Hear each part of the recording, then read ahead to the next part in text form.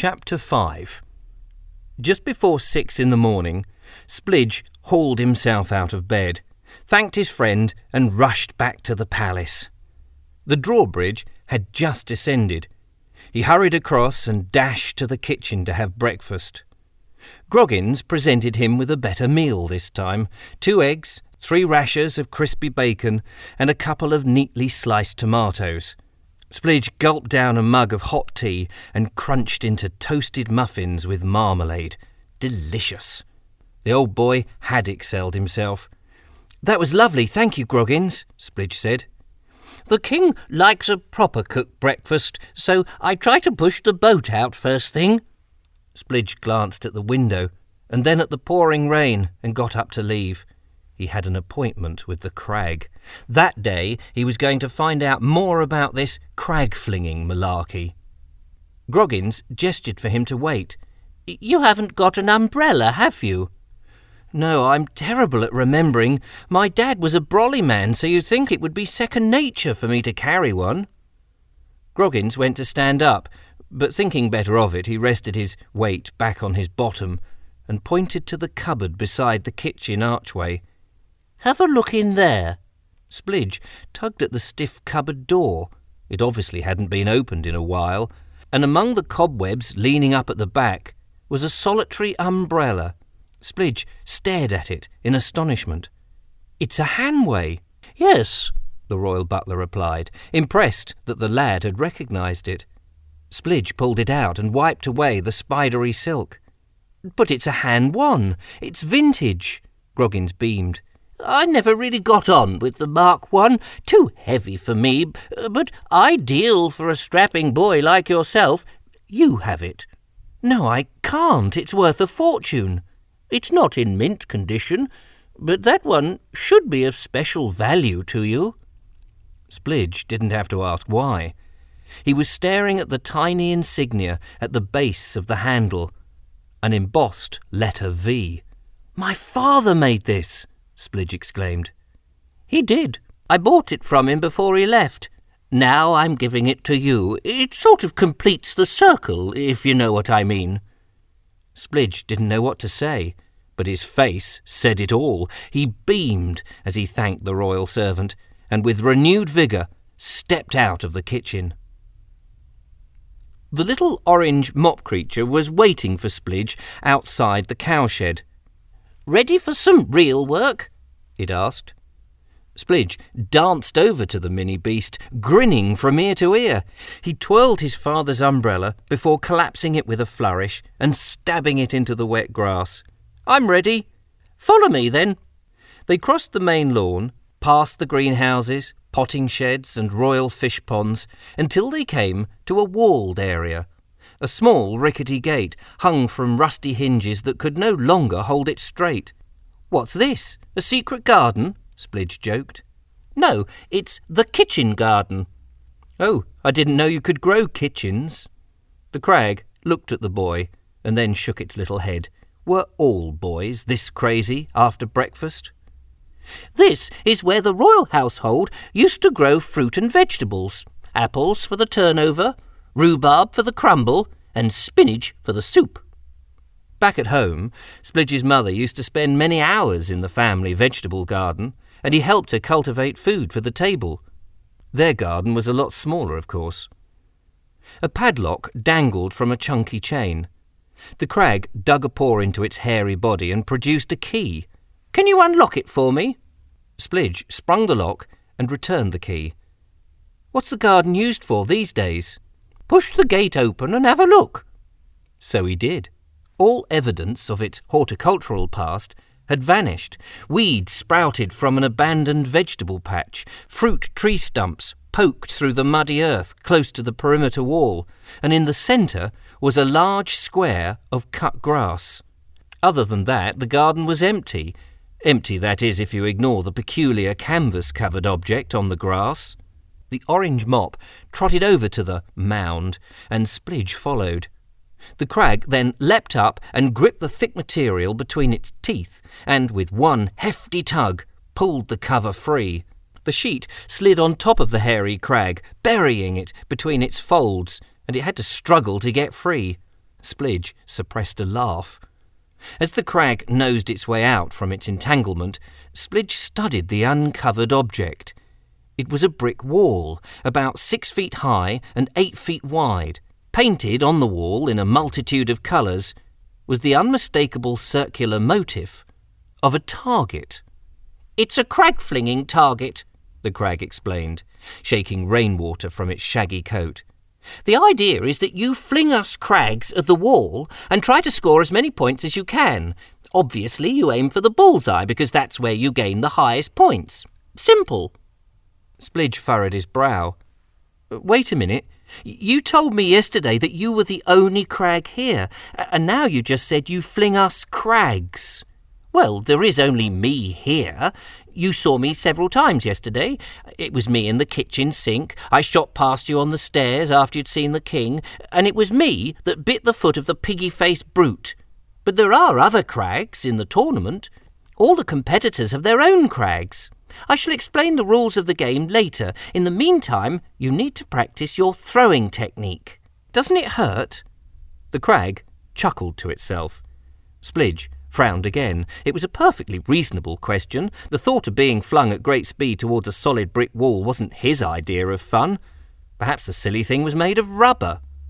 "Yes, I know it sounds peculiar to you humans, but we crags enjoy it." "Really?" "Yes, very much. We don't have pain receptors in our feet, and our skin is very tough. It's great fun.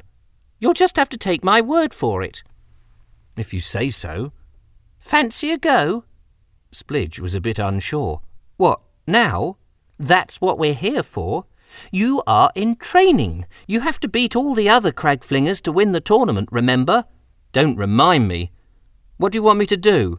"Well, to start with, you need to pick me up." Splidge hesitated for a second. He wasn't sure if he wanted to pick up the soaking wet, stringy animal. It was covered in mud and probably had fleas. "Come on, I don't bite," the crag urged. Splidge stooped down and carefully lifted the little fellow up, cradling it in his hands. No, not like that. Pick me up by my nose." "Your nose?" "Yes, go on."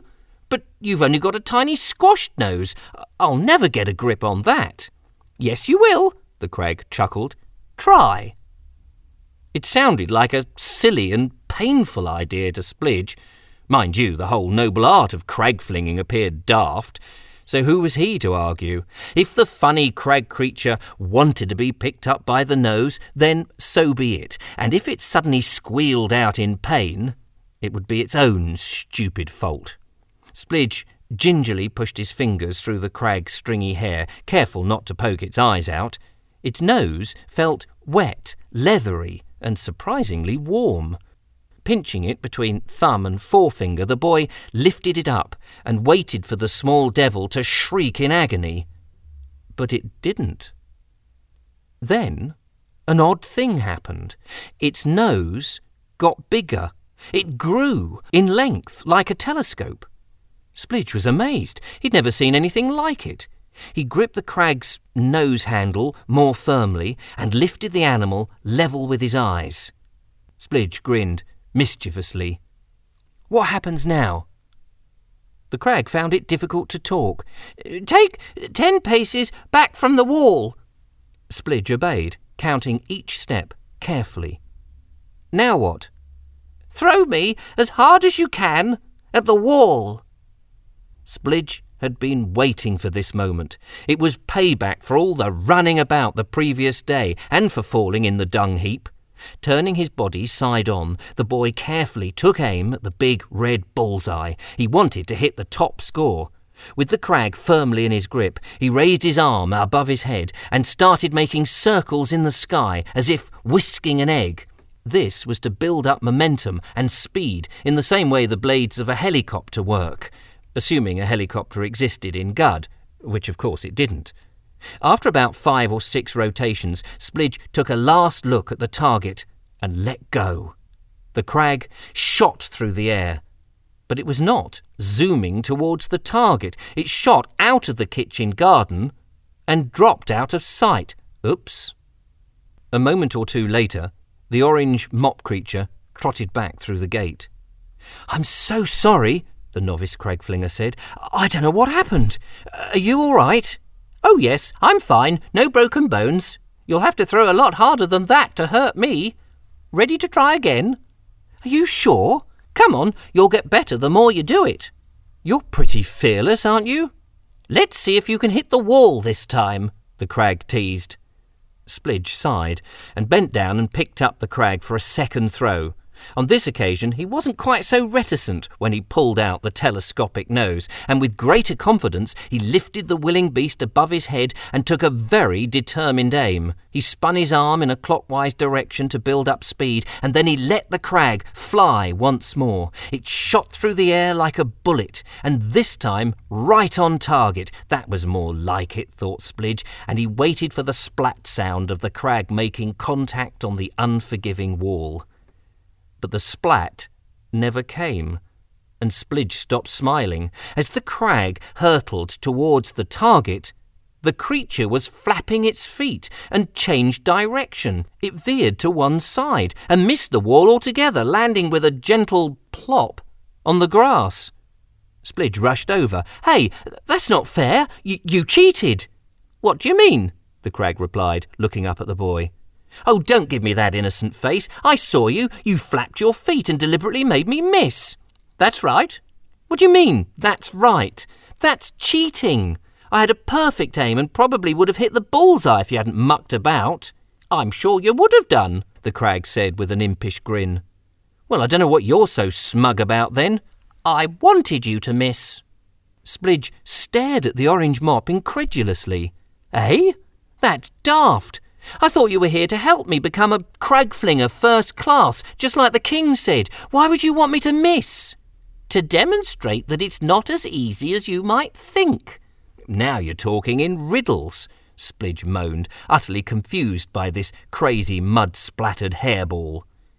"In the royal tournament, you will fling other crags besides me. They will try to stop you scoring high points by changing the trajectory of your throw with their feet, just as I did. Of course, when you're throwing me, I shall be helping you score top marks." It all sounded barking mad, a stupid game. But Splidge knew it was the national sport of Gud, and as such, he would be expected to be pretty good at it. After all, he was the Royal Cragflinger. "We'd better have another go then," Splidge sighed.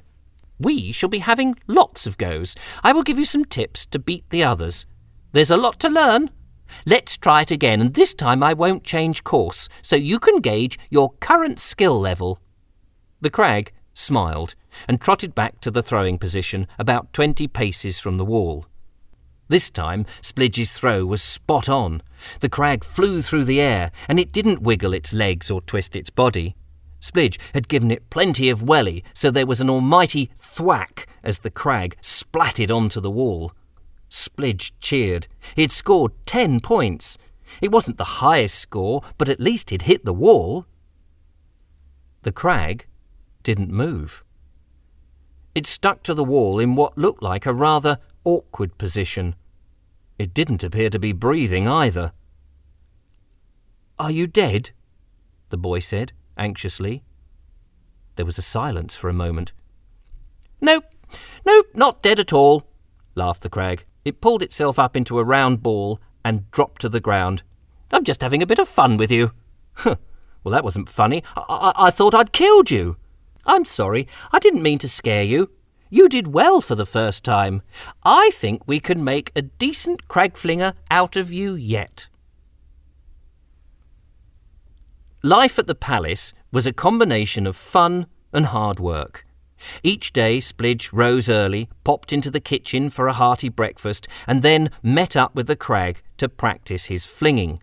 Some days they would concentrate on his throwing techniques, and on other days his chasing proficiency. In the tournament, Splidge would need to run after the competitors' crags, catch them and hurl them at the target. It was a very energetic competition. At the end of the first 7 days, and true to his word, King Guddamac paid the lad his wages of 7 gudders. Splidge rushed home on the Sunday and handed most of the money to his mother. Now she could buy a few luxuries, such as soap, candles, and even a chicken to roast for their lunch. Weenie was full of excitement when Splidge returned. To the 6-year-old, it seemed like her brother had been away for months. She was eager to know everything about his new job. What was the king like? Who else worked at the palace? And whether she could meet the curious crag. After spending the day with his family and helping with some digging and chopping in the garden, it was time to head back to the palace and to his other home, the converted cowshed. "Next time you come," Weenie said, "will you bring the crag with you?" "Of course. It's a very odd creature, but I think you'll like it." Splidge kissed his sister goodbye and then turned to his mother. "Thank you for a wonderful day. I wish Dad was here to see my first week's pay." "He would be very proud of you, Splidge." "I wish he would come home." "I long for that day too. I miss him as much as you do." They hugged, and then, reluctantly, Splidge pulled himself away. The rain had eased off a little and the roads were not too boggy. Within the hour, Splidge had reached the bridge that spanned the river, the same bridge painted on the canvas in the palace hallway, the same bridge that his father had led the so-called fools of war across. He peered over at the fast-flowing water rushing underneath. You wouldn't want to fall in there, he thought, and straightened himself up, and he headed for the Great East Gate. Over the past week, Splidge had become acquainted with the passages and back alleys of the city and knew a shortcut to the palace drawbridge. It was getting dark now, so instead of taking the usual longer routes, he ducked into one of the narrow lanes. Almost immediately, he found the path blocked. Horrified, Splidge recognised the man in black leather leaning against a lamppost barring his way.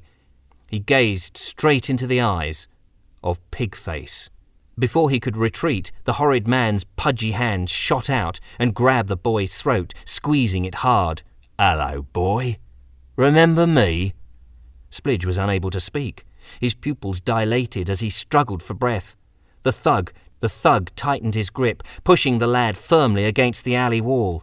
"Now I distinctly recall telling you to leave the palace and jack in your job. I thought you were a clever boy. I thought you wanted to live. But as you totally ignored my instructions, it appears you would rather die." Splidge tried to shake his head. "Do you know what I'm going to do? I'm just going to keep squeezing your scrawny little neck, and no matter how much you struggle, I'm not going to let go. And when it's all over, I'm going to dump your lifeless carcass in one of them bins over there. And then I'm going to go to the pub and have myself a nice pie and a flagon of ale to celebrate. What do you think of that?" It didn't really matter what Splidge thought, as however hard he tried to kick or punch his assailant, he couldn't shake off the tightening clamp around his throat. Splidge's eyes grew heavy, and a dark fog began to engulf him. His lungs strained desperately for air, and his heart slowed to a murmur. He was close to death, and he saw an angel descending from the heavens. It was a weird angel, not white and innocent-looking, but mucky and covered in soot. Snotty had been clambering up the lampposts as usual, lighting the gas and cleaning the wicks. He just so happened to be working on the lamp right above the brutish man's head. Realising the danger his friend was in, Snotty tipped the hot wax from his candle onto Pigface's scalp. The smell of burning flesh was unmistakable, and Pigface howled in pain as the hot liquid blistered his thick skin. His grip on the boy's neck loosened, and Splidge slid free. Recovering his senses, the boy took a gulp of air and kicked the piggy-face monster hard between the legs. Snotty gave the man a clout with his metal snuffing tool and scampered back up the lamppost. "That'll learn him," Snotty grinned. Splidge told his friend to scupper.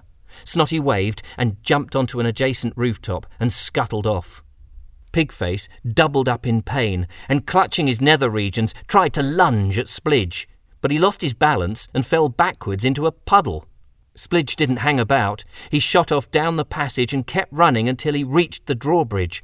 Luckily it was still down, so he sprinted over and dashed to the cowshed, slamming the door shut behind him. That was a close one.